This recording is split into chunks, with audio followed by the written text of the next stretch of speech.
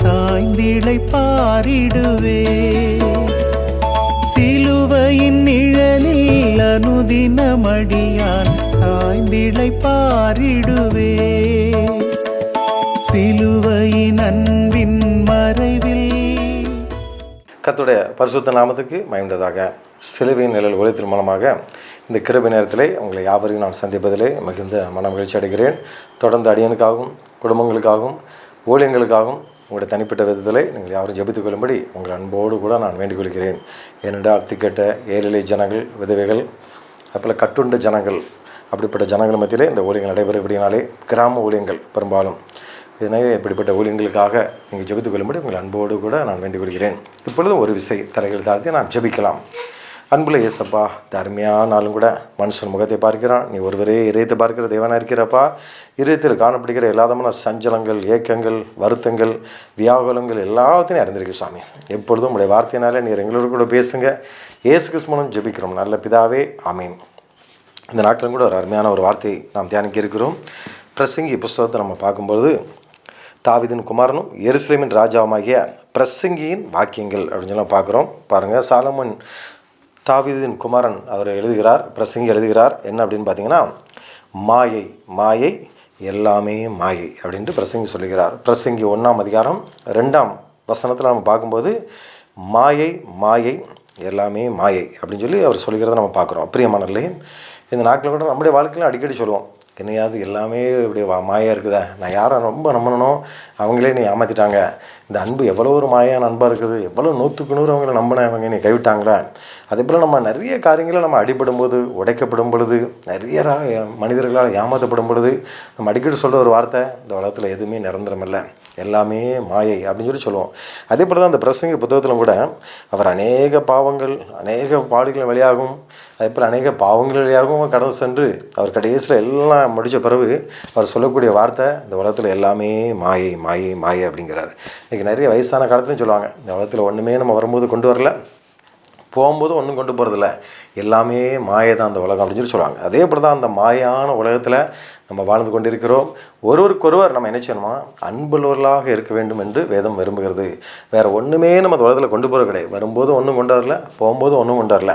ஆனால் நம்ம எப்படி இருக்கணும், ஒருவருக்கொருவர் இந்த உலகத்தில் இருக்கிற வரைக்கும் எப்படி இருக்கணுமோ நம்ம அன்புள்ளவர்களாக இருக்க வேண்டும் என்று கர்த்தர் சொல்கிறார்.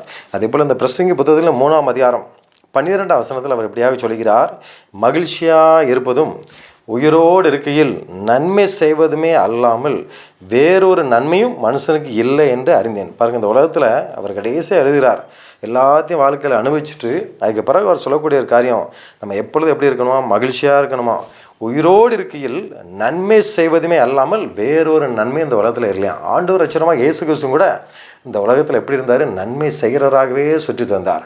இந்த உலகத்தில் ஒரு மனிதன் ஆண்டவர் படைக்கிறதுக்கு காரணம் என்ன, அவன் இந்த உலகத்தில் இருக்கிற வரைக்கும் எப்படி இருக்கணும், நல்லதே செய்யக்கூடியவர்களாக இருக்க வேண்டும். வேதம் சொல்லுகிறது, மனுஷன் எதை விதைக்கிறானோ அதையே அறுப்பான்.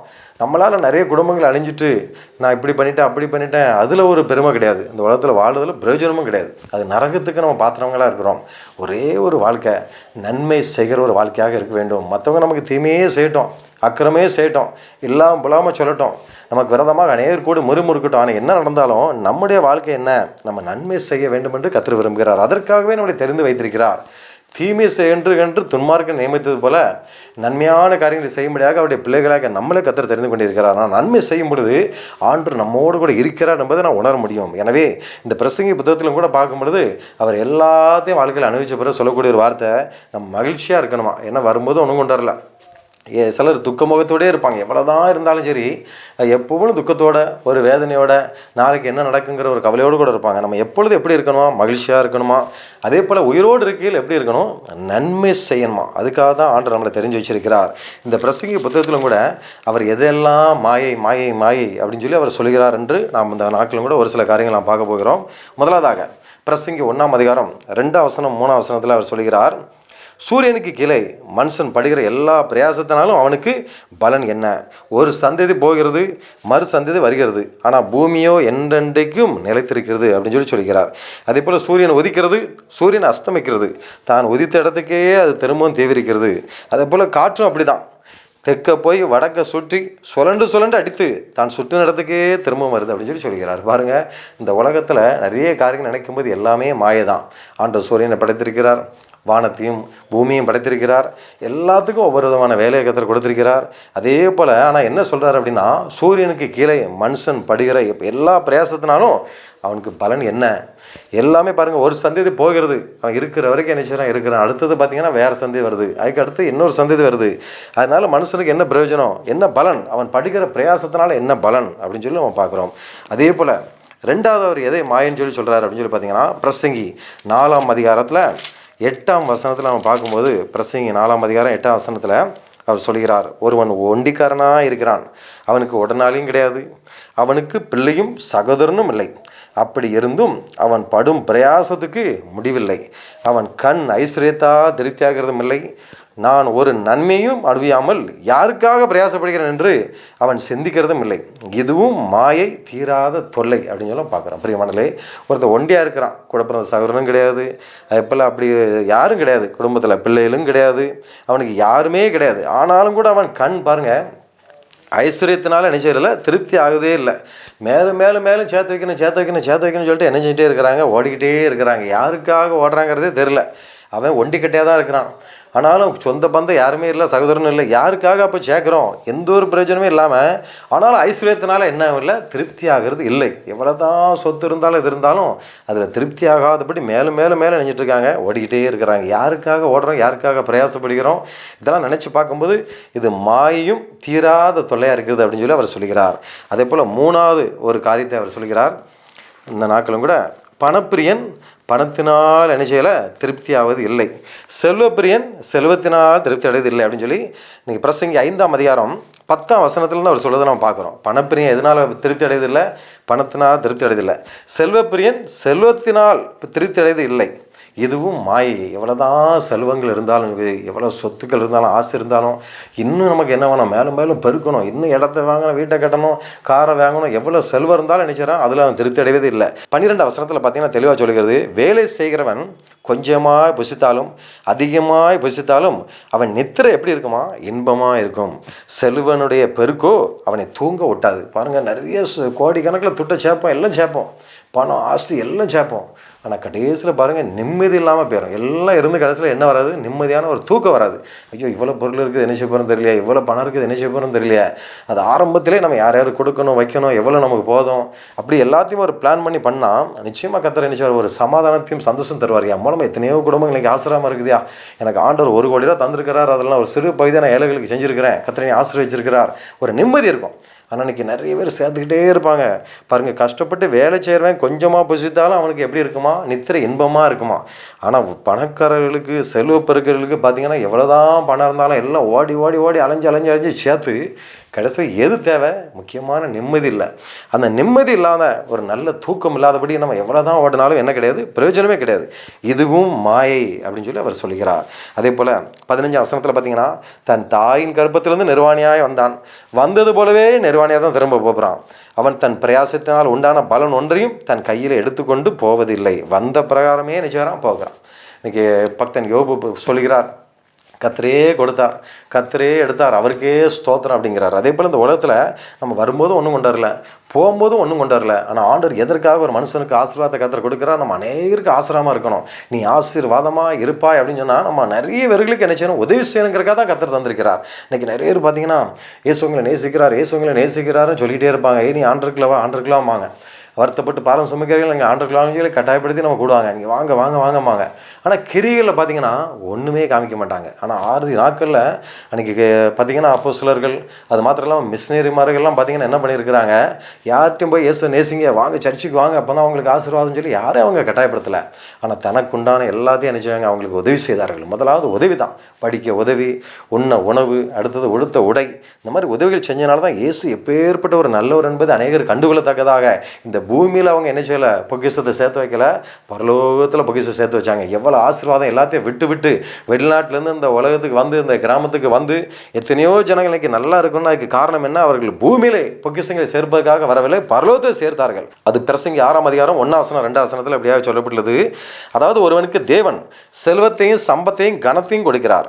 அவன் என்ன இச்சித்தாலும் அதுக்கெல்லாம் அவனுக்கு குறைவே கிடையாது. ஆனாலும் அவைகள் அனுபவிக்கும் சக்தியை தேவன் அவனுக்கு கொடுக்கவில்லை.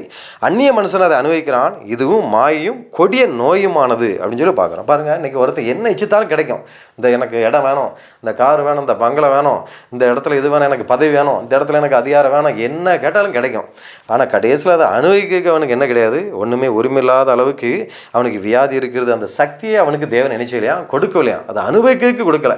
கடைசியில் அவ்வளோ கஷ்டப்பட்டு சேர்த்து அதை யாரோ ஒரு நினைச்சான் அனுபவிக்கிறான். இதுவும் மாயும் கொடிய நோயுமானது அப்படின்னு சொல்லி நம்ம பார்க்குறோம். பிரியமண்டல, இதெல்லாம் எதுக்காக அப்படின்னா, எல்லாமே இந்த உலகத்தில் மாயான உலகம், எதுவுமே நம்ம கொண்டு போகிறதும் கிடையாது, கொண்டு வரதும் கிடையாது. இருக்கிற வரைக்கும் நம்ம நன்மை செய்யணுங்கிறதுக்காக அவர் இப்படியெல்லாம் சொல்லிக்கிறார். இன்றைக்கி நிறைய பேர் பாருங்கள், அரசியலில் மேலும் மேலும் மேலும் பெரிய லெவலில் வருவாங்க, கிடைச்சதெல்லாம் நினைப்பாங்க, ஏகப்பட்ட காலேஜை கட்டுவாங்க, ஸ்கூலை கட்டுவாங்க, கோடி கணக்கில் பார்த்திங்கன்னா அந்த இடமே இந்த ஊரே அவருக்கு தான் அப்படிங்கிற அளவுக்கு எவ்வளோ சேர்ப்பாங்க. ஆனால் யாருக்குமே ஒரு நன்மை செய்யாமல் தனக்குன்னு வாழ்ந்துட்டு எவ்வளோ இருந்தாலும் கூட அந்த ஊரே உங்களுக்கு இருக்கலாம், காலேஜே உங்கள் பேரில் இருக்கலாம், எல்லாமே இருக்கலாம். ஆனால் மனசில் என்ன இருக்காது, நிம்மதியான தூக்கம் இல்லாதபடி, நிம்மதி இல்லாதபடி, அநேக காரியங்கள் குறித்து கவலையோடு கூட இதெல்லாம் எப்படி நடத்த போகிறோம், என்ன நடக்க போகிறோம் தெரியல, திடீர்னு ஒரு பிரச்சனை வரும், திடீர்னு ஒரு பிரச்சனை வரும்போது என்ன பண்ணணும்னு தெரியலன்னு சொல்லி மனசு அங்கலாய்த்து கொண்டே இருக்கும். பிரியமானவர்களே, அப்புறம் கடைசியாக ஒரு காரியத்தை அவர் சொல்கிறார். பிரசங்கி 11ஆம் அதிகாரம் 10ஆம் வசனத்தில் நான் பார்க்கும் பொழுது வாலிபமும் மாயை அப்படின்னு சொல்லி அவர் சொல்கிறார். இன்றைக்கி பார்த்தீங்கன்னா 11ஆம் அதிகாரத்தில் 9ஆம் வசனம் 10ஆம் வசனத்தில் பார்த்தீங்கன்னா, வாலிபனே உன் இளமையில சந்தோஷப்படு, உன் வாலிப நாட்களில் உன் இருதயம் உன்னை பூரிப்பாக்கட்டும், உன் நெஞ்சின் வழிகளிலும் உன் கண்ணின் காட்சிகளிலும் நட. ஆனாலும் இது எல்லாவற்றின் நிமித்தமும் தேவன் உன்னை நியாயத்தில் கொண்டு வந்து நிறுத்துவார் என்று அறி அப்படின்னு சொல்லி பார்க்குறோம். பிரியமானவர்களே, மாயை எல்லாமே மாயன்னு சொல்லி அவர் சொல்லுகிறார். மனுஷன் படுகிற எல்லா பிரயாசமுமே ஒரு பிரயோஜனம் கிடையாது. ஒன்றும் நம்ம வரும்போதும் கொண்டு வரல, ஒன்றும் போகும்போதும் கொண்டு போகிறதில்ல. நம்ம பிள்ளைங்களுக்கு பேர பிள்ளைங்களுக்கு சொல்லி என்னதான் சேர்த்தாலும், நம்ம ஆசை அந்தஸ்து சேர்த்தாலும் நிம்மதியை சேர்க்க வேண்டும். பிள்ளைகளே நிச்சயம் கஷ்டப்பட்டு இப்படிலாம் உழைக்கணும், இந்த உலகத்தில் வேறு ஒன்றும் கொண்டு போகிறதில்ல, நிம்மதியாக இருக்கிறதுக்கு என்ன வழிகள் அப்படிங்கிறத நம்ம பார்க்க வேண்டும். வாலிபனே உன் இளமையில நீ சந்தோஷப்படு, ஆனால் கடைசி நாட்கள் நியாய தீர்ப்புல நீ நிற்கணுங்கிறத நினைஞ்சிடாத, மறந்துடாத. மண்ணானது தான் முன்னிருந்த பூமிக்கு திரும்பி ஆவி தன்னை தந்த தேவனிடத்துக்கு மறுபடியும் போவதற்கு முன்னும் அவரை உன் வாலிப பிரயாத்திலே நீ நினை அப்படிங்கிற. இந்த உலகத்தில் பாருங்கள், சொத்துன்னு ஓடிக்கிட்டே இருக்கிறோம், எல்லாம் சேர்க்குறோம். கவர்மெண்ட் வேணுமா, எல்லாம் கிடைக்குது, ஆஸ்தி வேணுமா, அந்தஸ்து வேணுமா, எல்லாம் கிடைக்குது. ஆனால் எல்லாத்தையும் விட எது தேடணுமா, நம்ம ஆண்டவரை தேட வேண்டும். முதலாவது தேவனுடைய ராஜ்யத்தையும் அப்படி நீதியும் தேடுங்கள், இவைகள் எல்லாம் உங்களுக்கு கூட கொடுக்கப்படும். எனவே இந்த வாலிப நாட்களும் கூட நம்ம அது எதுன்னு உலக பிரகாரம்னா போதை வஸ்துகள், ஊசி, மயக்க மருந்துன்னு சொல்லிட்டு நம்ம ஓடிக்கிட்டே இருக்கலாம். உலகம்னு சொல்லி நம்ம கண்களின் காட்சிகள் படி இச்சையிலும்படி நடந்துகிட்டே இருக்கலாம். ஆனால் ஒரு நாள் வரும்போது கர்த்தர் நியாயத்தீர்ப்பு நாட்களை நம்ம நிறுத்தும் பொழுது ஆண்டவர் நம்முடைய கணக்கு கேட்பார். எனவே நம்ம ஆண்டவரையே நோக்கி பார்க்க வேண்டும். ஆனால் ஆண்டவரை நாம் உறுதியாக பிடித்து கொள்ள வேண்டும், அவரையே நினைக்க வேண்டும். உயிரோடு இருக்கிற வரைக்கும் என்ன செய்யணும், மகிழ்ச்சியாக இருக்கணும். கர்த்தருக்குள் எப்பொழுதும் சந்தோஷமாக இருங்க, சந்தோஷமாக இருங்கள்னு மறுபடியும் உங்களுக்கு சொல்கிறேன். அதே போல் உயிரோடு இருக்கிற வரைக்கும் என்ன செய்யணுமா, நன்மையே செய்ய வேண்டும் என்று பிரசங்கி சொல்வதை நாம் பார்க்குறோம். அதே போல் நம்முடைய வாழ்க்கையிலும் கூட இந்த மாயான உலகத்தில் நாம் ஆண்டவரே நோக்கி பார்ப்போம். உயிருள்ள நாட்கள்லாம் நம்ம அனைவருக்கு நன்மை செய்வோம். வரும்போது ஒன்றும் கொண்டு வரல, போகும்போது ஒன்றும் கொண்டு வரல.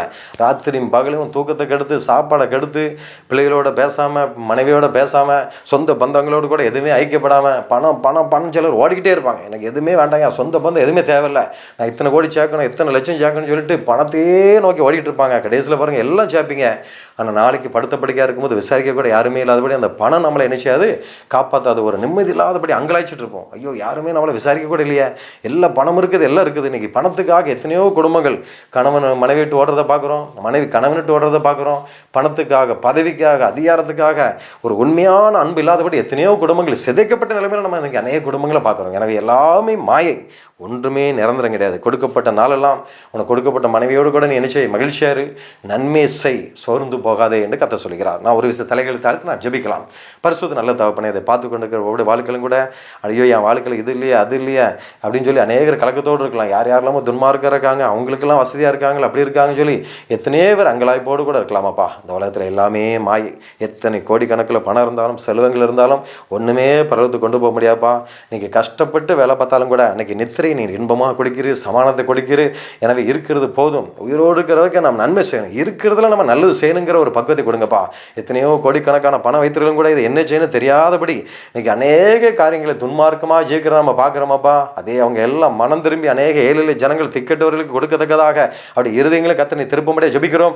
அவளுக்கு நல்ல சுகத்தை பலத்தை கொடுத்து இன்னைக்கு வேலை பணம் சொல்லிட்டு ஓடுகிற அவங்களையும் கர்த்தர் நீர் பாதுகாத்துக் கொள்ளுங்க. அவளுக்கு ஒரு நல்ல இருதயத்தை கொடுங்கப்பா. ஆண்டவரே, மனைவி பிள்ளைகளோடு கூட நம்ம இருக்கிற நாட்கள் நல்லபடியாக கழிப்போம். இந்த உலகத்தில் ஒன்று நம்ம கொண்டு போகிறதில்லே, எதுக்காக அப்படி ஓடிக்கிட்டே இருக்கிற ராத்திரியும் பகலுமா தூக்கத்தை கெடுத்து ஏன் இப்படி ஓடிக்கிட்டு இருக்குன்னு சொல்லி ஒரு நிம்மதியான வாழ்க்கை கர்த்தர் தாமே இந்த நாட்களும் கூட இது எல்லாருக்கும் நீர் கொடுக்க மாட்டாங்க. ஜெபிக்கிறோம். ஒவ்வொருவரும் கர்த்தர் ஆசீர்வதிங்க. இயேசு கிறிஸ்துவின் ஜெபிக்கிறோம் நல்ல பிதாவே, ஆமீன். கர்த்தர் தாமே உங்களை ஒவ்வொருவரையும் ஆசீர்வதிப்பாராக. ஆமீன். சிலுவையின் நிழலில் அனுதினமடியான் சாய்ந்திழை பாரிடுவே. சிலுவையின் நிழலில் அனுதினமடியான் சாய்ந்திழை பாரிடுவே.